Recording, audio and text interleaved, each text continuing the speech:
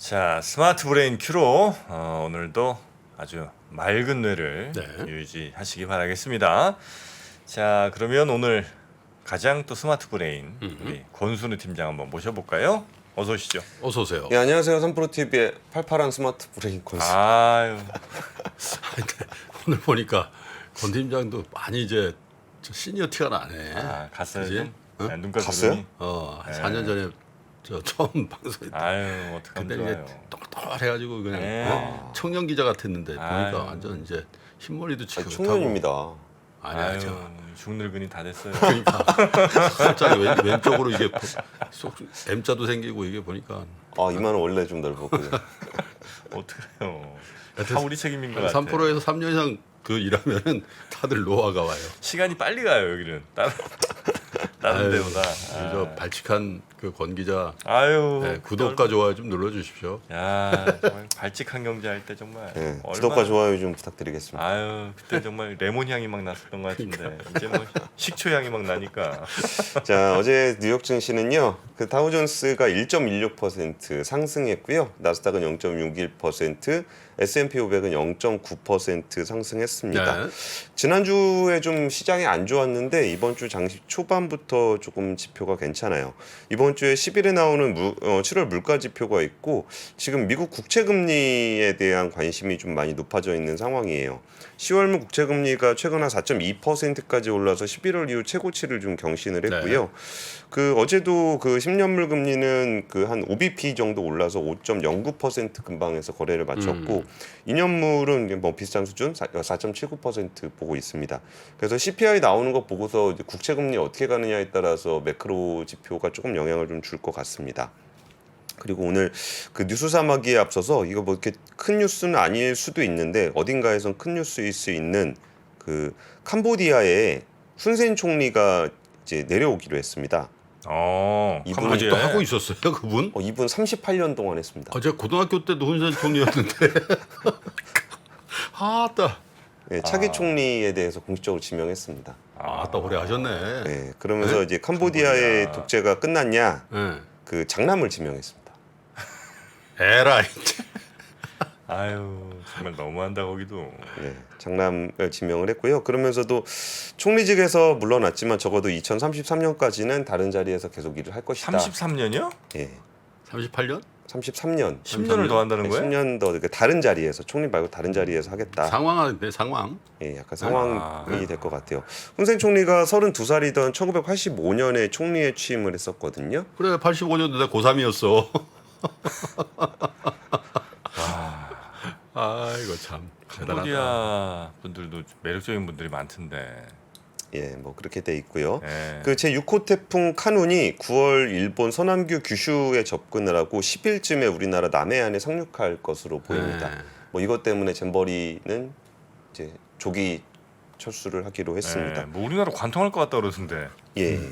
그래서 그쪽으로 해서 이제 좀 다른 프로그램들을 좀 알아보고 있다고 하는데 그래도 막판에 좀 초반에 좀 잡음과 다르게 막판에는 조금 그 참여했던 사람들의 반응이 좀 괜찮은 것 같아서 정말 좀 그 전 세계적으로 청소년들을 데려다가 너무 안 좋은 경험을 줄까봐 걱정을 많이 했는데 그래도 조금 누그러진 것 같습니다. 아니 뭐 개인적으로 되게 제가 그 페북을 요즘 안 보게 되더라고. 하도 사칭 뭐 이런 거 막 네네네네. 뭐 이렇게 그 떠서 근데 그 윤영호 씨라고 그 런던에서 그 계시는 가끔 글을 쓰는데 이 잼버리에 대한 글을 썼네. 아 절창이더만.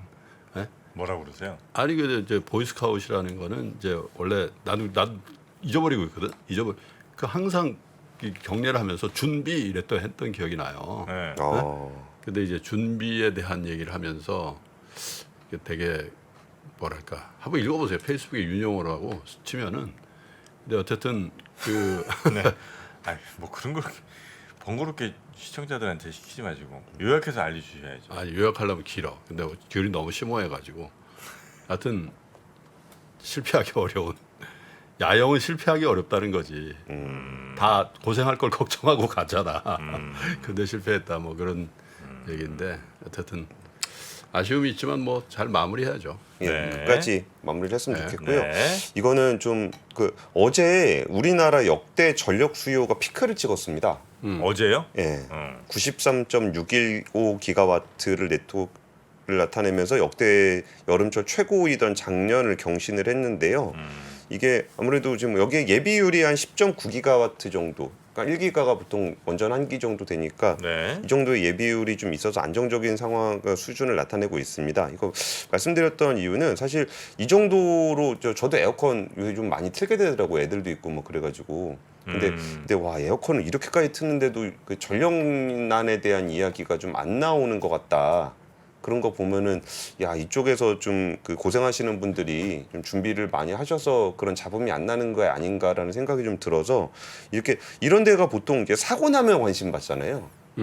꼭 전력난 생기고 블랙아웃 얘기 나오고 막 그러면 관심을 받는데 이렇게 좀 조용하게 넘어갈 수 있도록 이 더운 여름을 철저하게 준비하고 계신 분들을 한 번 정도 생각해 보면 좋지 않겠느냐라는 생각이 들어서 이 뉴스 잠깐 준비했습니다. 네. 그리고 이제 뉴스 3 시작하겠습니다. 첫 번째 뉴스는 삼성이 올해 2분기 5천만 대가 넘는 스마트폰을 판매하며 글로벌 시장 1위 자리를 지켰습니다. 뭐예요? 근데 칭찬해 주려고 그런 건 아니고요. 대수 기준 1위. 대수 기준 1위를 했는데 네. 수익 기준으로는 너무 벌어졌습니다. 애플이랑. 예. 그래서 한번 같이 보시죠. 옴디아에 따르면 삼성전자의 2분기 스마트폰 판매량이 5,330만 대를 기록을 하면서 점유율을 20%를 차지했습니다.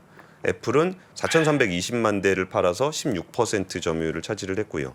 작년 4분기에 그 애플이 그 1위를 한 적이 있었거든요. 근데 어쨌든 삼성이 그 시장 점유율 기준으로는 다시 1위로 올라서게 됐습니다.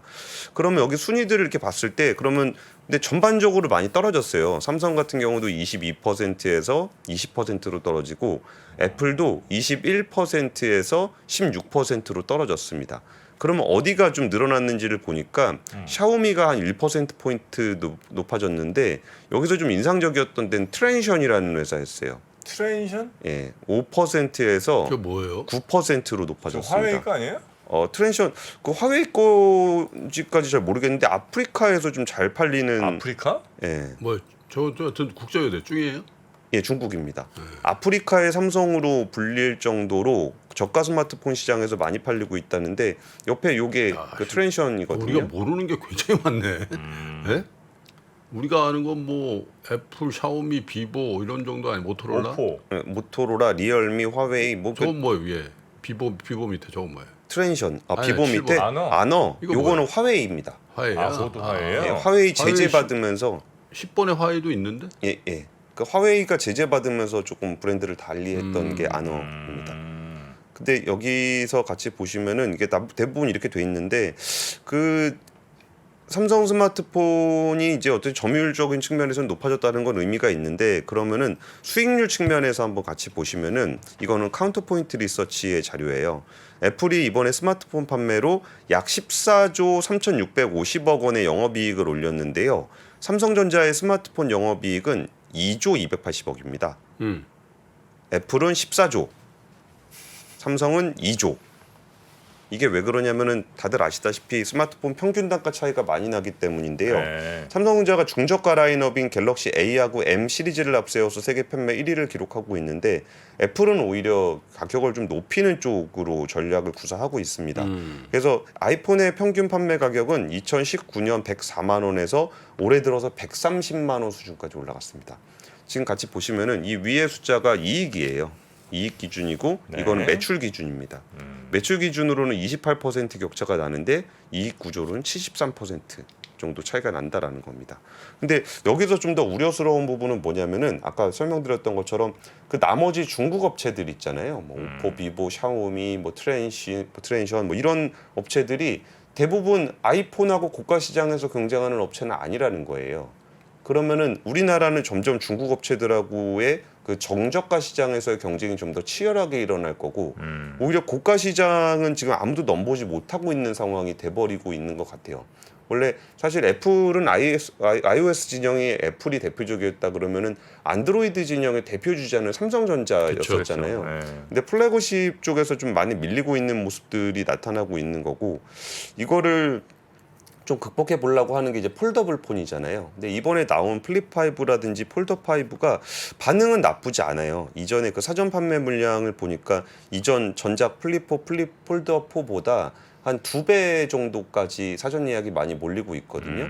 그리고 김프로님이 관심을 가지실 정도로 약간 중장년층에서도 판매가 좀 늘어나고 있어요. 그리고 중장년층은 보통 이게 요거 하셨었는데 요즘에 요걸로 많이들- 위아래로 플립형. 네, 플립형. 네. 그래서 그게 굉장히 많이 되고 있어요. 그 플립형이 지금 한 70% 정도가 선택을 했고 폴드형이 한 30% 정도 수준이거든요. 그래서 플립이 훨씬 많죠. 네, 플립이 한 70%, 폴드가 30%. 아니, 근데 폴더형 이거 갖고 다니는 여성분은 거의 본 적이 없어.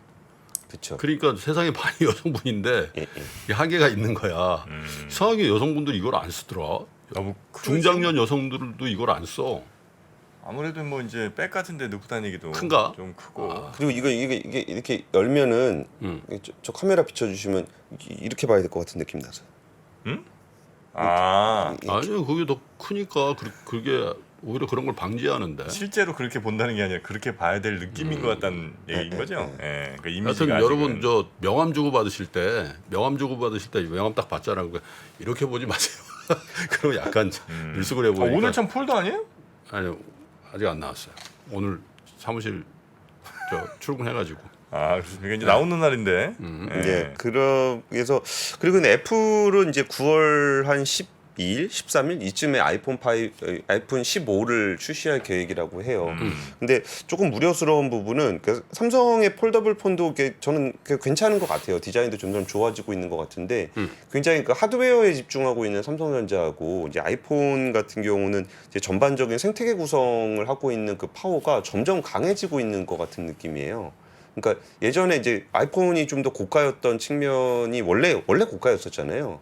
근데 여기에 대한 그 장악력이 점점 높아지고 있는 것 같아서 좀 약간 우려가 되는 상황입니다. 네. 근데 이제 뭐 한번 역전할 수 있다고 봐요. 이제 잘하면. 왜냐면 한 10년, 20년 전에만 하더라도 삼성, LG, TV나 뭐 모든 제품들이 완전 중저가였잖아요. 예. 근데 그게 완전 프리미엄화 했거든. 물론 이제 TV나 뭐 이런 것들하고 이게 휴대폰 좀 성격이 다르긴 한데 네.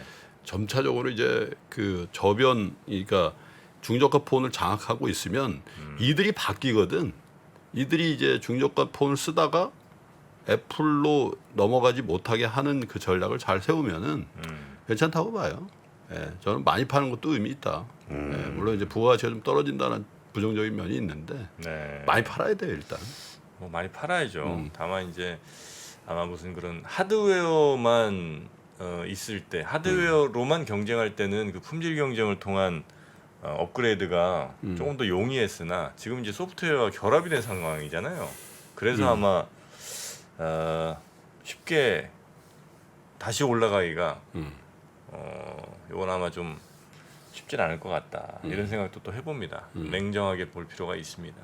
그리고 더군다나 삼성이 원래 그 프리미엄 시장에 없다가 이렇게 새로 진출한 게 아니고 예. 지금 있었다가 사실 좀 떨어진 거잖아요. 프리미엄 시장에서. 그렇죠. 예, 그러니까 그게 그렇게 낙관적으로 보긴 좀 어렵다. 아니, 스마트폰 역사가 지금 네. 15년밖에 안 됐어요. 2007년부터 시작된 거예요. 네. 이게 지금 뭐 이 스마트폰이라는 게 150년, 250년 갈 텐데 이제 15년 경쟁해보고 그걸 이렇게 확정적으로 안 된다고 얘기할 필요는 확정적이라고는 안 했죠. 저희 그 토론 프로그램 따로 만들면 안 될까요? 네. 15년밖에 안 된 삼성이냐 시장이에요. 애플이냐. 예, 두 번째 뉴스 넘어가겠습니다.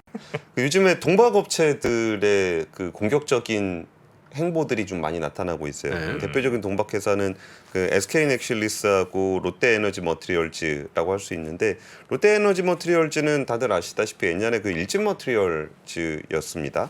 일진 머티리얼즈를 롯데케미칼이 사면서 이제 그 롯데에너지 머티리얼즈가 됐는데요.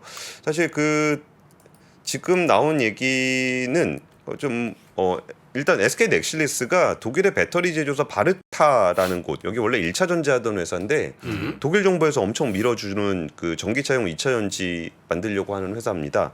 근데 여기에 필요한 동박 전량을 단독 공급하기로 했는데요. 이게 5년 이상 장기 계약을 하는 것을 협의하고 있어요. 요새 2차 전지 소재 회사들 보면은 보통 계획들이 뭐 5년, 10년 굉장히 이제 길게 나옵니다. 이게 아무래도 소재 회사들의 쇼티지가 이제 충분히 우려스러운 상황이기 때문에 여기서 그 계속적으로 좀 길게 바인딩을 하려고 그러는 움직임이 보통 양극재 쪽에서 많이 나타났었는데 예. 양극재 쪽에 보통 계약하면 10년이잖아요. 그렇죠. 근데 이번에 그 동박에서도 한 5년짜리 장기 계약이 좀 추진이 되고 있습니다. 그리고 그 롯데에너지 지금 SK 넥실리스는 한 5만 2천 톤 규모의 동박 생산 능력을 가지고 있는데 이거를 2025년까지 25만 톤까지 확대할 계획입니다. 네. 그러니까 5배죠, 5배. 현재 캐파에. 그래서 5만 7천 톤 규모의 말레이시아 공장 다음 달 상업 가동하고요. 5만 톤 규모의 폴란드 공장 내년부터 돌아갑니다. 그리고 여기는 도요타하고 합작회사 만드는 계획도 가지고 있고요. 네. 그 롯데에너지 머티리얼즈 같은 경우는 이번에 스페인에 그 공장을 만들기로 했는데 여기도 원래 24만 톤, 2만 5천 톤 규모로 만들 예정이었는데 25만 톤, 25년까지 3만 톤 규모로 상향 조정을 했고요. 네. 지금 전북 익산에 2만 톤 규모 있고 말레이시아에 4만 톤 있는데 이거를 2028년까지 연 24만 톤 생산 체제 구축합니다. 그러니까 숫자가 레벨이 다르죠. 2만 네. 톤, 4만 톤 하다가 24만 톤 뭐 이렇게 하고 있고요. 그리고 지금 이번에 이것도 좀 눈여겨볼 만한데 이게 아직 정확하게 크리티컬하다라고 말씀드리긴 좀 뭐한데 미국 에너지부가 핵심 광물 목록에다 구리를 추가했습니다. 그러니까 구리는 사실 되게 표준 광물이라 이게 핵심 광물이로 인정이 되진 않았었는데 이게 그 핵심 광물 목록에 구리가 추가가 되면서 이게 우리가 뭘 기대를 하는 거냐면은 IRA의 동박은 그 보조금 대상이 아니에요. 근데 이게 지금 핵심 광물로 지정을 하다 보니까 야 혹시 우리나라 회사들은 미국에 가서 동박 공장을 만들어야 하거든요. 만들 계획을 다 가지고 있고. 그런데 이게 좀 혹시라도 IRA 세부 지침 사항에 동박이 만약에 들어가게 되면 그러니까 에너지부가 핵심 광물 목록에 구리를 추가했고 그다음에 IRA 쪽에서 이걸 동박을 좀 인정을 해주면 보조금 대상으로 지정을 받아서 우리가 좀 더 도움이 되지 않겠냐라는 기대가 나오고 있습니다. 네. 그리고 지난해 기준으로 동박 점유율은 SK 넥실리스가 22% 1위고요. 중국의 왓슨이 19%, 대만 창춘이 18%, 롯데에너지 머티리얼즈가 13%입니다. 이 중에 중국 왓슨은 그 SK가 지분을 가지고 있고 SK 넥실리스가 22%니까 이쪽 SK 계열의 동박이 점유율이 제일 넓다고 할 수 있겠죠. 그리고 이거 그 약간 재미 삼아서 하나 말씀드리면은 이게 LS가 그 2차 전지의 뿌리다. LS? 네, 약간 놀리듯이 얘기하는 게 좀 있어요. 왜 그러냐면은 이 동박 사업이 원래 LS 엠트론이 하고 있던 겁니다.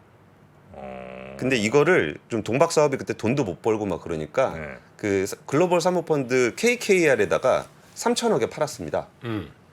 그리고 KKR이 이걸 2년 후에 SK에 1조 2천억 받고 팔았습니다. 아, LS가 SK에다가 6천억이 주면 되잖아. 근데 3천억에 팔았는데 그 2년 후에 KKR은 2년 후에 1조 2천억에 팔아서 지금의 SK 넥실리스가 됐고 SK 넥실리스의 현재 가치는 약 3조 원 정도로 평가를 받고 있습니다. KKR이 장사 잘했네. 예, 그리고 사실 그 포스코가 가지고 있는 음극재 사업 있잖아요. 네. 이것도 원래 SK 엠트론이 35억 원에 팔았습니다. 35억 원? 예. 지금 포스코 퓨처엠의 시가총액은 37조 원입니다. 가면서 몇 배야? 가격 맞아요, 그거? 뭐가요? 35억 원? 네. 예, 맞습니다. 35억 원이 37조가 됐다고요? 아니, 그건 아니고. 그러니까 포스코 퓨처엠이 그걸 샀잖아요. 포스코 퓨처엠은 양극재 사업부도 있으니까 그것만 가지고 할 수는 여튼 없는데. 뭐 어마어마한 가치 상승이 있었다는 거죠? 예, 그 인생은 타이밍이다. 야, 35. 2차 전지가 이렇게 될 줄 알았겠나 뭐 그분들께서. 자, 네. 그리고 세 번째 뉴스 가볼까요? 세 번째 뉴스는요, 좀 씁쓸한 뉴스인데 그 20대 연체율이 역대 최고치를 또 경신을 했습니다. 네. 주택담보대출 연체율이 역대 최고였고 그 소액승계비 대출, 햇살론 같은 정부 지원 대출도 20대 연출이 가장 높게 나타나고 있습니다. 일단 2분기 말 기준으로 그 양정숙 의원이 금융감독원에서 받은 자료를 근거로 하고 있는데요. 20대 이하 연령층의 연체율이 0.44%인데 0.44%면 어느 정도 수준이냐면은 30대가 0.17%, 40대가 0.21%입니다. 근데 20대가 0.44%니까 2배입니다. 2배. 그리고 통장 보통 대출이 늘어나면 연체율이 떨어지는 경향을 보이는데 20대 이하 주택담보대출은 2018년 9월 말 13조 원에서 올해 6월 말 기준 34조 원으로 늘어나 그러니까 있는. 20대 주담대가 이렇게 많아요? 예. 20대라는 게 주담대라는 게 주택담보대출 아니에요? 주택담보대출. 집 살 때. 예. 20대가? 예. 근데 이게 꼭 주택담보가 보증부 전월세 대출이 대부분이긴 합니다. 아 그렇겠지. 예, 예. 예. 이게 주택금융공사에서 아 그거는 발라내야지. 그렇죠. 예, 예, 그건 보증금 받아야지. 대출, 그러니까 전세 대출 받은 거. 예, 전세 대출, 월세 대출도 있습니다. 예. 아. 그렇지. 뭐 그런 근데 깜짝 놀랐어요. 연체 금액이 200억 원에서 1,500억 원으로 좀 늘어나 있는 상황이고요. 네. 지금 같이 보시면은 19세 이하 주택담보대출 연체율이 지금 20%입니다. 20%. 엄청나게 높죠. 0.21이라고 아까 하지 않으셨어요? 그거는 전체 은행 기준이고 네. 이거는 그 19세 이하. 19세 이하가 왜 받아 저걸? 그러니까. 보증부 대출을 그때 주택금융공사에서 청년의 전월세 보증 지원 취지로 만든 무소득자 대출이라고 있었거든요. 근데 거기서 지금 연체율이 굉장히 높게 나타나고 있는 저거는 상황입니다. 내가 볼 때 모집단이 워낙 작아가지고 19세 이하 대출이 뭐 얼마나 되겠어요? 근데 이 부분에서 제가 걱정하는 건 뭐냐면은 우리가 연체율에 따른 금융회사의 부실을 걱정하는 게 아니고 네. 이 대출을 받은 청년들을 걱정하는 겁니다. 이게 모수가 전체 모수로 보면 그 크진 않을 텐데 그렇겠죠. 그 한 사람 한 사람에게는 거의 사회생활 진출도 못한 상황에서 연체를 하게 되는 거거든요. 근데 지금 20대가 빚을 안 갚는 이유는 좀 복합적이긴 한데 그 소득이 불안정하고 주거비 부담이 높다 보니까 못 버는 그 경향이 좀 많이 있고요. 그리고 이게 그 20대들의 연체에 대한 여론이 굉장히 안 좋잖아요. 근데 이게 무계획 대출에 이걸 뭐더라? 그 소득이 없어도 담보가 없어도 대출을 많이 해줬어요. 그 당시에 이제 워낙 그 청년들의 주택난 문제가 좀 있다 보니까 그래 줬었는데 이 부분에 대해서 말씀드리고 싶은 거는 대출은 갚을 수 있는 사람한테 해주는 겁니다. 근데 그 청년들을 좀 지원하고 싶었다 그러면 그러니까 그 지원금을 줘야지. 예. 상환 능력이 안 되는 사람을 지원해 줄 때는 대출 방식이 아니라 그냥 지원금 형식으로 해줬어야 그러니까 되는 우리 거예요. 개인 간에도 어려운 친구나 뭐 지인이 돈 좀 빌려주라 그러면 대부분 어떤 분들이 이런 얘기를 하잖아요. 그분은 상환 능력이 없기 때문에 의리를 깨기도 어렵고 해서 그냥 그분이 빌려달라고 하는 돈이 1,000만 원이다 그러면 자기가 줄 수 있는 만큼 이렇게 준다. 예. 그런 얘기를 하잖아요. 그러니까 정프로가 어려워. 빌려주는 게 나한테. 아니고. 형 1,000만 원만 빌려주는데 얘 못 갚을 게 뻔해. 그럼 내가 1,000만 원 주면은 야 갚아라 그러면 이제 둘이 사이가 안 좋아지잖아. 인간관계 절연되잖아. 그러니까 그렇죠. 영진아 내가 빌려줄 수는 없고 네. 내가 200만 원 너 그냥 줄게. 예를 들면 1000에 200이면 한 20억만 좀 빌려주시면 어때요? 그래도 200만 원 줄게. 그래도 200이에요. 그런 거라는 거지. 그러니까 지원금 한도가 200만 원인 거죠. 이게 LTV입니까 이게? 예, 이게 그때 취지가 만 19세 이상 34세 이하 청년에게 무소득자에게 대출해주는 상품이 있었거든요. 네. 근데 무소득자가 대출 받으면 그걸 어떻게 갚겠어요? 그게 그 정부가 해야 될 일을 금융기관한테 넘기는 거지 그게 사실은. 그러니까 이거를 지원 규모를 키우려다 보니까 이 대출 방식으로 했던 건데 이거는 조금 더 제도 개선이 좀 필요하지 않을까. 이게 그 연체 금액도 금액인데 그 청년들 이제 시작하자마자 이렇게 금융 그 채무 불이행자로 시작하게 만들 수는 아니 없잖아요. 근데 뭐 사실 저 3프로 TV가 뭐 매년 한 지금 3년째 했나 4년째 했나 그 왜 보호 종료 청년들한테 네. 지원하고 있잖아요. 네. 근데 저희가 그냥 목돈으로 100만 200만 원씩 드리는 게 아니라 10만 원씩 그 적립식 펀드를 가입해드려요. 네. 그리고 경제 교육을 같이 해드려요. 그래서 처음부터 기획할 때, 야 이게 자금이나 돈을 크든 작든 운용을 안 해본 분들한테 돈을 이렇게 주는 거는 그죠? 예. 예, 별로 도움이 안 된다. 근데 대출도 마찬가지인 것 같아요. 저도 20대 때 대출이 꽤 있었는데, 근데 정말 빚이라는 거는 굉장한 같은 인생의 변수가 되거든요. 그러니까 뭐 어쩔 수 없는 부분들이 있긴 있는데 매우 신중해야 되고 빚은 갚아야 된다라는 전제가 있다라는 걸 꼭 리마인드 좀 해주고 싶네요. 이건 이제 약간 그 젊은 층들 사이에서 뭐 일부 얘기긴 하겠습니다만 야, 지금 안 받으면 바보라 뭐 이런 이제 저희가 있어요. 왜냐면 이제 뭐 사실 예전 같으면 그냥 뭐 200에 뭐 30만 원짜리 월세 뭐 이제 이렇게 막 살았을 거 아니에요. 근데 이제 그보다는 훨씬 더 나은 주거 환경 같은 거를 누릴 수는 있으니까 뭐 전세 대출 뭐 한 5천만 원 뭐 이렇게 이제 나오고 뭐 이러면 그래서 이제 그거를 받으려는 좀 나오는 것도 쉽게 나오고 또 이자도 굉장히 좀 저렴하다고 느껴지니까 그냥 이렇게 대출 받는 경우들이 좀 있었는데 이건 좀 관리를 좀 하긴 해야 되겠네요. 예. 자, 20대들의 주택담보대출 물론 실상은 이제 전월세 대출이 뭐 훨씬 더 많겠습니다만 이런 아니, 것들의 진짜로 연체율이 25살 때인가? 네. 25살 때구나. 25살 때 처음 대출이라는 걸 받아봤거든요. 아 그래요? 군대 있을 때 왜 일찍 받으셨어? 군대 있을 때 이제 저 운전병 옆에 선탑하고 가다가 앞차를 들이받은 거야. 그래서 이 사고 수습용? 이 운전병 영창 보내면 되는데 네. 이 친구가 위협해 와가지고 막 울면서 소장님 저 영창 가면 죽습니다 그래가지고 네. 얘가 졸음운전한 거지. 그래서 이제 선탑자였네요. 선탑자 소위 때. 네. 그럼 어떻게 그거를 그래서 사적으로 해결하자 그래가지고 이제 하여튼 그때 당시 견적이 80만 원 나왔어요. 군대차가 진짜 세긴 세더라. 포차로 받으니까 우리는 기스 하나도 안 나갔는데 그 앞차 받고 얘가 2대를 물어줬거든. 그래가지고 내가 재형저축 월급 그 있잖아 재형저축. 근데 80이 없었어요? 없지. 그때 월급이 30만 원 할 때인데. 월급이 30이에요? 그래서 부천시 주택은행 가가지고 재형저축 담보로 대출 80만 원 받았잖아. 그게 내 최초의 빚이야. 그래요? 내가 지금도 군대 동기들 만나면 나보고 그래서 이 거지 이거 그래서 그때부터 긴축을 해가지고 계속 얻어먹고 다녔거든. 근데 빚은 여러분 진짜 특히 젊은 시절의 빚은 진짜 이게 여하튼 심정적으로도 그렇고 현실적으로 굉장히 하여튼 불행감을 주니까.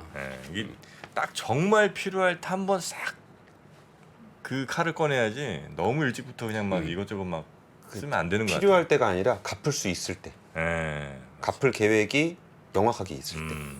그리고 저 젊은 층들 저 주택 문제는 저 좁은 그러니까 임대주택이나 뭐 이렇게 이런 주택을 공급을 많이 해가지고 해줘야지. 빚을 내 가지고 거기 그냥 하라는 게 맞나 몰라. 자, 하여튼 오늘 새로운 얘기였습니다. 80만 원 대출 부활을 위한. 요거 하면 앞으로 한 3달 동안 한 3번 정도 더 듣게 되실 겁니다. 네, 이거는 인간미가 많이 좀 드러나는 그런 그 스토리였던 것 운전병도 잘 사는지 모르겠다. 내 또래인데. 복잡하고 어렵게 느껴지는 재무제표와 용어들. 친절한 투자 멘토 사경인 마스터가 매주 새로운 콘텐츠로 알기 쉽게 설명해드립니다.